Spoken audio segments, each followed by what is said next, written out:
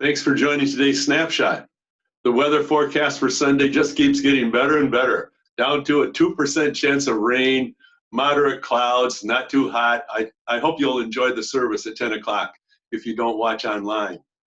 Well, I have a dear friend, a golf buddy, who one day surprised me in the midst of a golf trip. I'd known him for 20 years by this time. He surprised me by telling me that he participated as a college student between his freshman and sophomore year at a ELCA college up in Minnesota.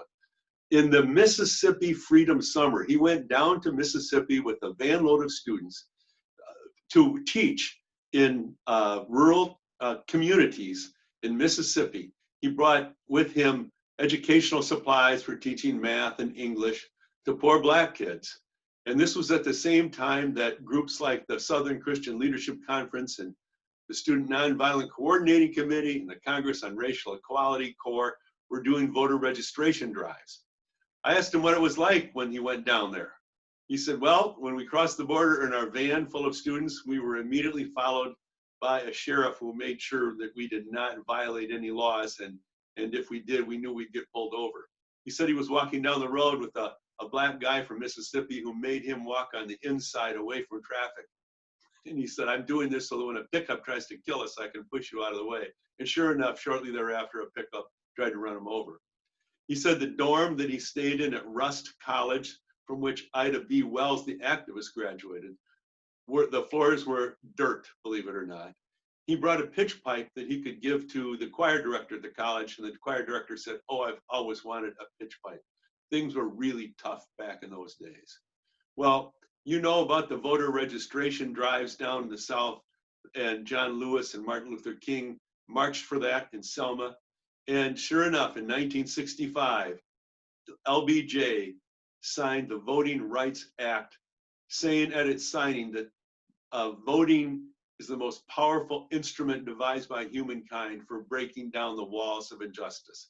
He said that in 1965 on August 6th. Yesterday was the anniversary.